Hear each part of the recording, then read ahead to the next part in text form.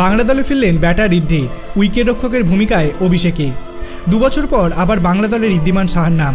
আগামী মরশুমে তিনি শুধু ব্যাটার হিসেবেই খেলবেন। উইকেট রক্ষক হিসেবে থাকবেন অভিষেক পোরেল। 31 জনের তালিকা ঘোষণা করেছে বাংলার ক্রিকেট সংস্থা, সেখানে উইকেট রক্ষক হিসেবে নাম রয়েছে শুধু অভিষেকের। ভারতের অন্যতম সেরা উইকেট রক্ষক বলা হয় ঋদ্ধিকে। 39 বছর বয়সে উইকেটের পিছনে তিনি যথেষ্ট সাবলীল, কিন্তু বাংলার হয়ে তাকে উইকেট রক্ষক হিসেবে দেখা যাবে না। কোচ লক্ষ্মীরতন শুক্ল বললেন, ঋদ্ধি চাইছে অভিষেককে উইকেট রক্ষক হিসেবে সকলে চিনুক ও নিজেকে সেই জায়গাটা তৈরি করুক। প্রয়োজন হলে তবেই ঋদ্ধি উইকেট রক্ষক হিসেবে খেলবেন। বাংলা দলে শুধুমাত্র অভিষেকের নামের পাশে উইকেট রক্ষক লেখা রয়েছে। তিনি এবং ঋদ্ধি ছাড়া দলে আরেকজন উইকেট রক্ষক সৌরভ পাল।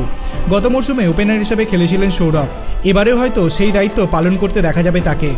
বাংলায় যে 31 জনের নাম ঘোষণা করেছে তাদের জায়গা হয়েছে সুদীপ চট্টোপাধ্যায়েরও।